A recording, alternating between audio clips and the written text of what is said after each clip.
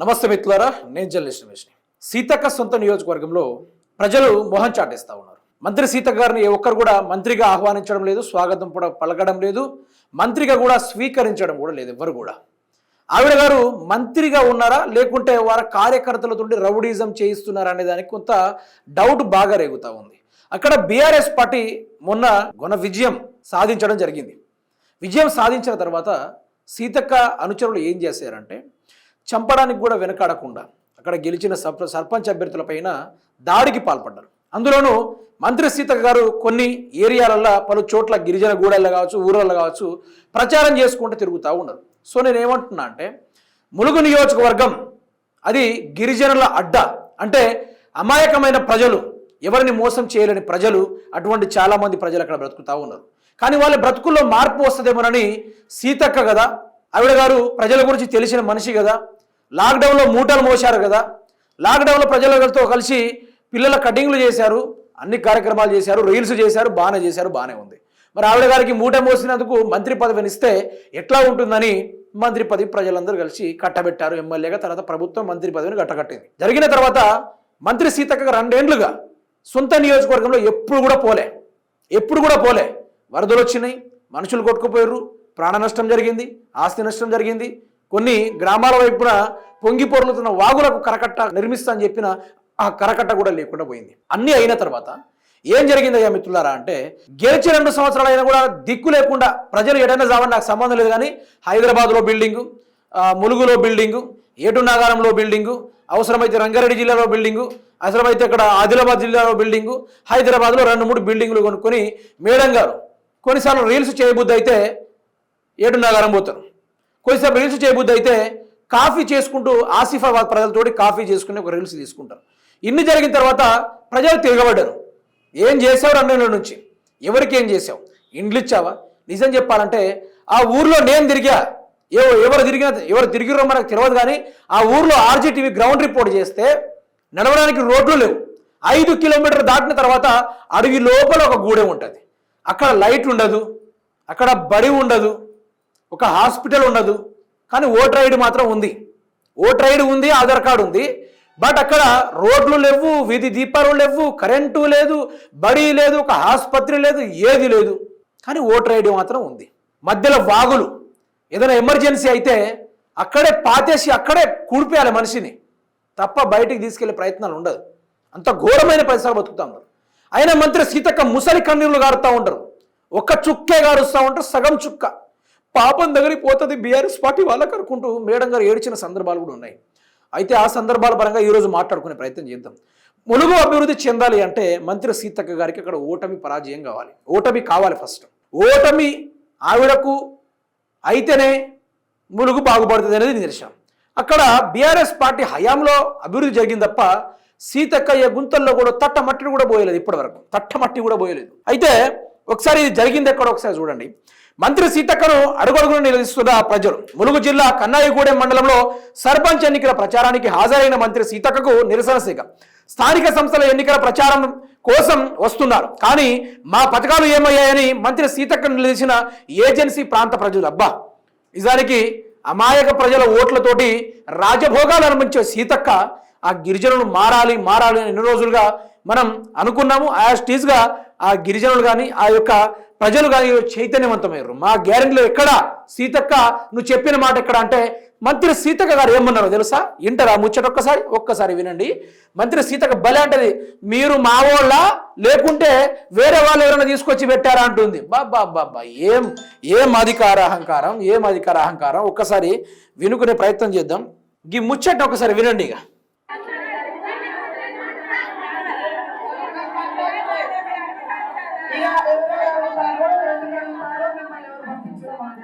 ఎవరు పంపించారట?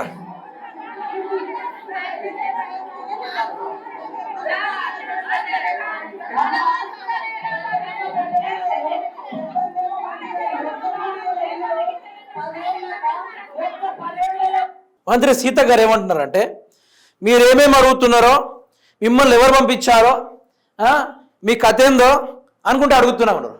అంటే మంత్రి సీతక్క గారు ఎంత నాకు విచిత్రం అనిపిస్తుందంటే ఓట్లప్పుడేమో ప్రజలు అవ్వా అయ్యా ఓటేయండి, మీకోసం మూటలు మోస్తున్నా, మీకోసం సద్దన్నం తీసుకొచ్చిన, మీకోసం నేను టిఫిన్లు కట్టుకొని వచ్చిన, మీ పిల్లల కటింగ్లు చేసిన, మీకోసం కార్లలో గుంతలో ఊడ్చిన, మీకోసము నేను పోయే వాగుల్లో మొహం కడుక్కున్నా, కాళ్ళు చేతులు కడుక్కున్నా, దాని పక్కనే కూర్చొని ఇస్తరాకలు అన్నం తిన్నా, ఇన్ని చేసి ఓటేయించుకొని గెలిచినప్పుడు మీకు ఆ గిరిజన ప్రజలు ముద్దు కనిపించారు. కానీ ఈరోజు మా గ్యారెంటీలు ఎక్కడని అడిగితే మంత్రి సీత గారు ఏమన్నారు, మీరు ఎక్కడోళ్ళు, మిమ్మల్ని ఎవరు పంపించిర్రో, ఈ గ్యారెంటీలు ఎందుకు అడుగుతుర్రో అని చెప్తా ఉన్నా. అంటే అధికార అహంకారం ఏ విధంగా పెరిగిపోతుందో ఇక్కడే తెలుసుకోవచ్చు మిత్రులారా, ఇక్కడే చూసుకోవచ్చు. ఏ విధమైన కార్యాచరణకు వీళ్ళు పాల్పడతా ఉన్నారో ఇక్కడ అర్థం కావచ్చు. మంత్రి సీతక్క గారు మీరు ఒకటి ఆలోచించండి. రాష్ట్ర ప్రభుత్వం 2 ఏళ్ళు అయింది అధికారంలోకి వచ్చి. ఏం చేసింది మంత్రి సీతక్క గారు? ఏం చేశారు? ఆ నియోజకవర్గానికి ఏం చేశారు? ఇప్పుడు చూసుకున్నా కూడా ఘోరమైన ఇసుక దందా బ్రహ్మాండంగా జరుగుతూ ఉంది. ఆనాడు అంతో కొంత జరిగింది, బీఆర్ఎస్ హయాంలో నేను జరగలేదని చెప్తున్నాను, జరిగింది. కానీ ఇంత ఘోరంగా ఎక్కడ జరగలేదు. ఈరోజు బస్సు పోదామన్నా కూడా ఏడు నగరానికి హన్మకొండ నుంచి ఏడు నగరం పోవాలంటే 2 గంటలు పట్టేది. కానీ ఈరోజు అదే హన్మకొండ నుంచి ఏడు నగరం పోవాలంటే 4 గంటలు పడుతూ ఉంది. లారీలు, ఇసుక మాఫియా. మంత్రి సీతక్క గారు ఏం చేశారో తెలుసా? ఓటేసిన గిరిజన గ్రామాలకు పోవడానికి 5 కిలోమీటర్ల లోపల ఉన్న గూడెలకు మధ్యలో ఏదైనా వాగులు వస్తే దానికి బ్రిడ్జిలో లేకుంటే మోరీలు పెట్టేది, వాళ్ళకు పోవడానికి రాకపోకలకు అమర్చలే.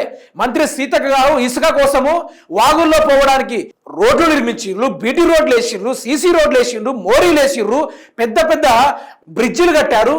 కట్టి లారీకి ఎటువంటి ఇబ్బంది కాకుండా, టైర్లకు ఇబ్బంది కాకుండా లోపలిగా పోయేటట్టుగా ఆడ రోడ్లు కట్టించారు. కానీ ప్రజల కోసం, ప్రజల గ్రామాలకు పోవడం కోసం ఒక ఇంద్రమ ఇండ్లు లేదు, ఒక రోడ్డు లేదు, బీటీ రోడ్ లేదు, సీసీ రోడ్ లేదు, మట్టి రోడ్డు లేదు, ఏ రోడ్డు లేదు.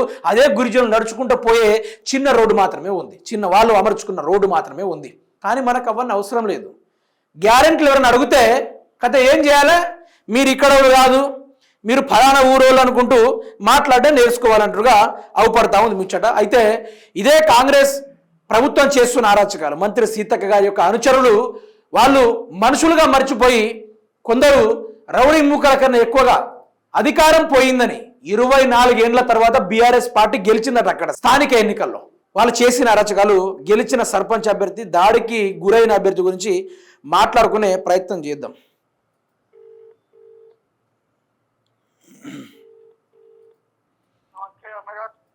హలో, నమస్తే అన్న. బాగున్నా అన్న. ఇప్పుడు ప్రస్తుతం మనం లైవ్లో ఉన్నాం. చెప్పండి. అసలు మంత్రి సీతక్క నియోజకవర్గంలో ఏం జరిగింది? అసలు మొన్న మీరు గెలిచిన తర్వాత మీ మీద దాడి చేసింది ఎవరు? అసలు దాడి వెనకాల ఉన్న ప్రధాన మనిషి ఎవరు?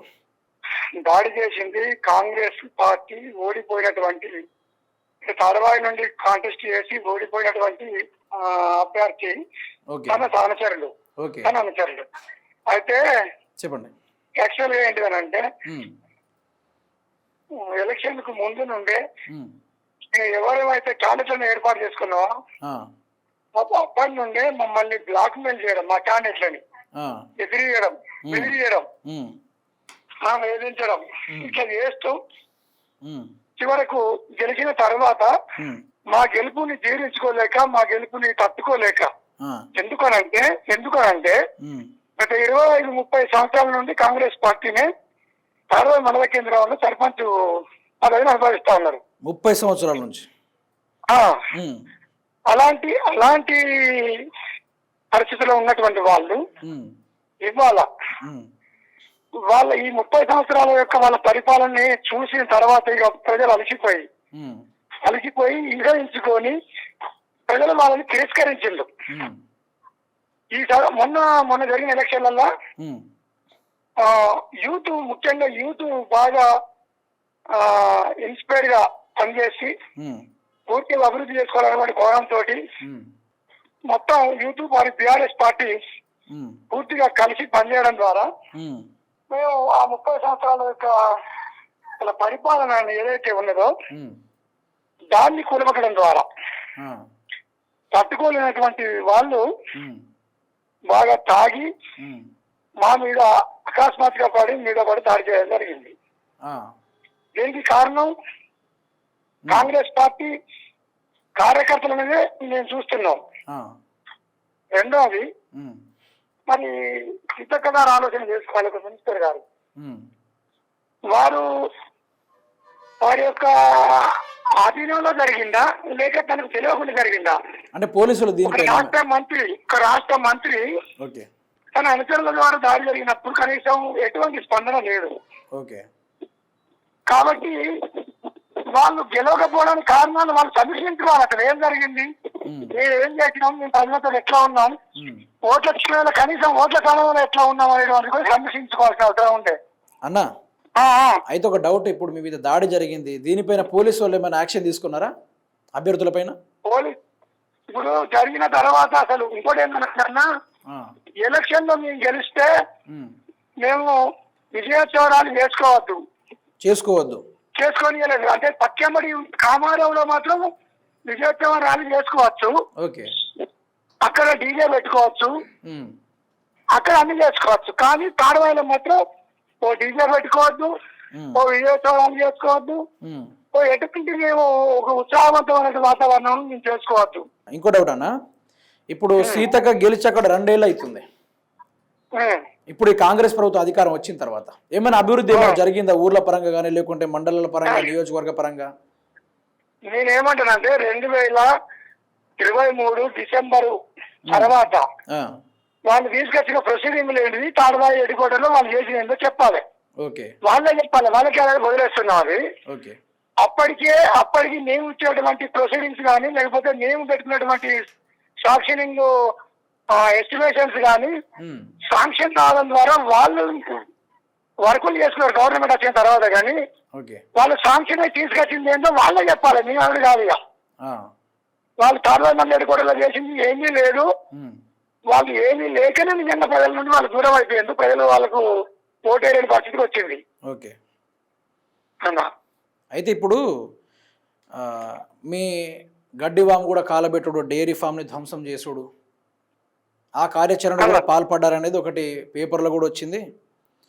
అక్కడ మీ నియోజకవర్గంలో కూడా మాట కూడా వచ్చింది. నిజంగానే మనుషులను చంపడానికే సిద్ధమయ్యారా? అవునన్నా, చంపడానికే సిద్ధమైండు. వాస్తవం ఏంటంటే నేను అసలు నాకేం సంబంధం లేదు, తాడవాయి ఎడికోటల్లో ఉన్నటువంటి దగ్గర నేను ఏం సంబంధం లేకుండా నిలబడతా పక్కకు.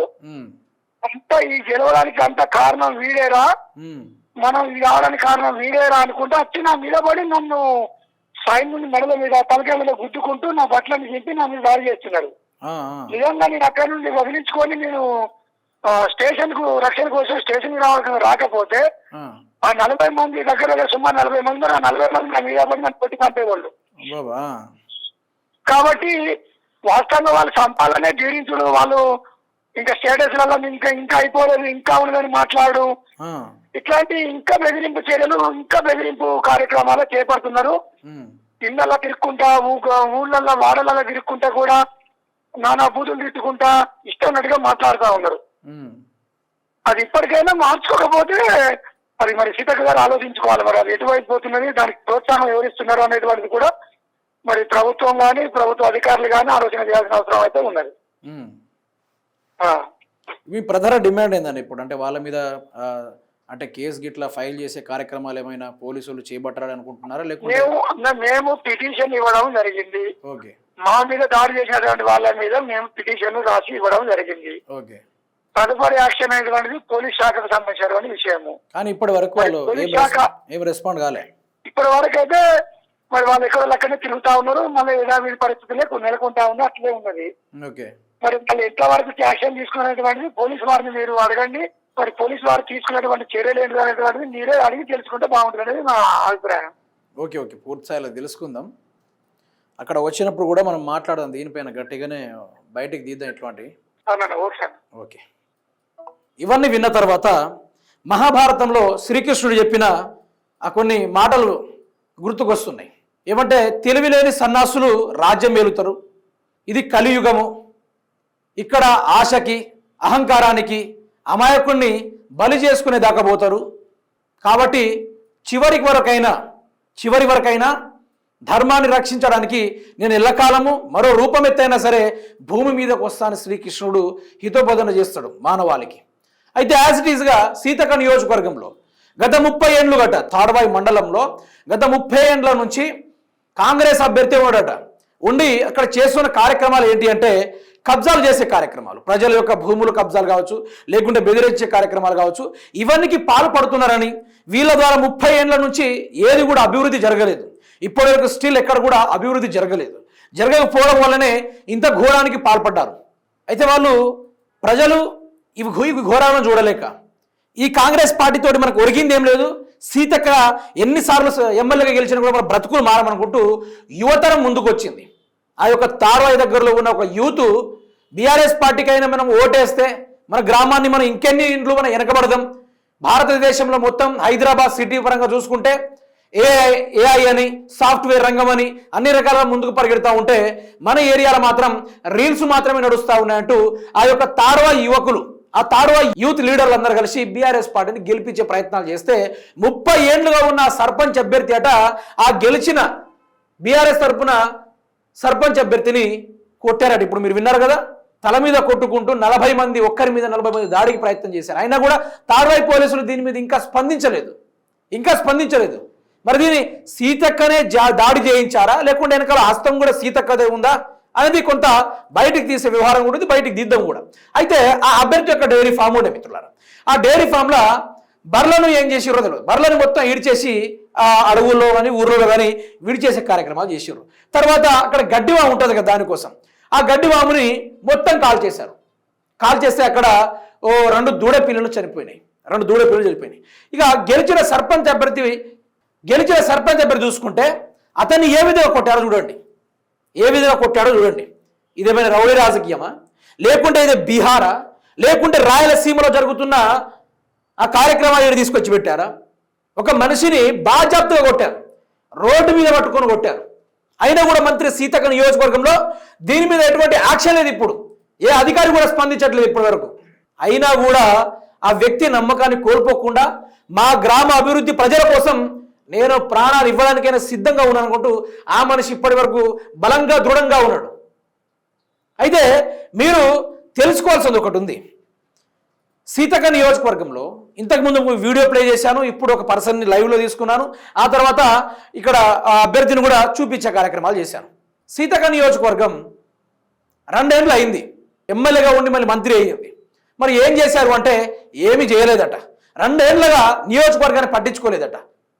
మీరు ఒక్కటి గమనించండి, ఒక మంత్రి హోదాలో ఉన్న రాష్ట్రానికి మంత్రి అయిన సీతక్క గారు రీల్స్ చేసుకోవడం ఎంత నాకు విచిత్రం అనిపించిందంటే, తెలంగాణ రాష్ట్రం మొత్తం గగ్గురు పుట్టేలా ఉంది వ్యవహారం. ఊరంతా ఒకవైపు అధికారం వచ్చినప్పుడు ఏం చేయాలి, టగటగ గ్రామాన్ని అభివృద్ధి చేసుకునే కార్యక్రమాలు చేయాలి. కానీ మంత్రి సీతక్క గారు అలాంటి కార్యక్రమాలు చేయలేదు. ఓన్లీ అటాకింగ్లు, ఎవరైనా ఎదురు తిరిగితే మీరు మా వాళ్ళు కాదు, మిమ్మల్ని ఎవరు పురమాయించిర్రు అనుకుంటూ ఆ విధమైన ఎదురుబాటు. అంటే మంత్రి సీతక్క గారు ప్రజల్ని భయభ్రాంతులకు గురి చేసుడు. మంత్రి సీతక్క నియోజకవర్గంలో 1 కాదు 2 కాదు 3000 మెజారిటీతోటి ఏటునాగారంలో సర్పంచ్ అభ్యర్థిగా గెలిచిండు మిత్రులారా. సర్పంచ్ అభ్యర్థిగా గెలిచిండు. ములుగు నియోజకవర్గంలో కొన్ని లక్షల వరకు ఇందిరమ్మ ఇండ్లు ఇచ్చిన చాలా తక్కువే. ఇప్పటికి నేను ఊరు తిరిగి మళ్ళీ డప్పు చాటింపేసి గ్రామాన తిరిగి మళ్ళీ మొత్తం బయట పెడితే సీతక్క మళ్ళీ ఆ నియోజకవర్గంలో తిరిగి పేదలకు ఇందిరమ్మ ఇండ్లు ఇచ్చేంత వరకు ఆ రేంజ్ని తీసుకొచ్చే కార్యక్రమం కూడా మన దగ్గర ఉంది. దాన్ని కూడా బయటకు తీద్దాం, చేద్దాం కూడా.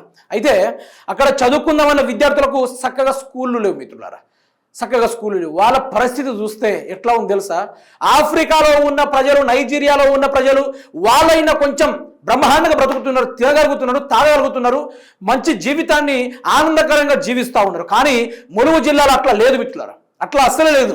కొంచెం అడవుల లోపలికి పోతే చైతన్యవంతం కాని ప్రజలు చాలామంది. అట్లాంటి వారిని భయభ్రాంతులకు గురి చేసో, లేకుంటే ఓటు రూపంలో వాళ్ళ మళ్లించుకునే కార్యక్రమాలు చేసో, అవన్నీ చేసి ఆ పేదలను ఇప్పటి వరకు హింసించుకుంటూ ఇదే విధంగా కొనసాగుతూ ఉన్నారు. మరి మంత్రి సీతక్క గారు ముల్లా మూటే కట్టుకొని, కార్లు బొందలు ఇరికించుకొని, ఆ యొక్క వాగుల్లో కాళ్ళు చేతులు కడుక్కొని అన్నం తినే కార్యక్రమాలు ఈరోజు గుర్తు రావడం లేదా? ఆ రోజు లాక్డౌన్లో గుర్తు వచ్చిన వ్యవహారాలు ఈరోజు ఎందుకు గుర్తు రావడం లేదు? ఒక ఊర్లోనట ఏటునాగారం నుంచి దగ్గర 16 కిలోమీటర్లు, ఒక 2 కిలోమీటర్లు వాగు దాటాలట. 2 కిలోమీటర్లు వాగు దాటాలట. వాగు దాటిన తర్వాత ఇంకో 10 కిలోమీటర్లు నడిస్తే ఒక ఊరు వస్తుందట. ఆ ఊరు ఎవరికైనా ఏమైనా అయితే వారానికి ఒకసారి ఒక డాక్టర్ వెళ్తాడట. ఒక డాక్టర్ ఆ వాగు దాటడానికైనా ఏదైనా పడవలు గిడవలు ఏం లేవు. ఈ హైట్ నీళ్ళతోటి లోపలనే ఆ మెడికల్ కిట్ తీసుకొని ఆ ఊరికి వెళ్ళి వారానికి ఒకసారి వెళ్ళి ట్రీట్మెంట్ చేసి వస్తాడట.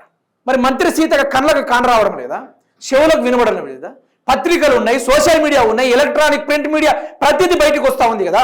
మరి ఈరోజు వాళ్ళ పరిస్థితి ఎందుకు అంత ధీరంగా ఉంటే వాళ్ళ పరిస్థితి ఎందుకు మార్చడం లేదు?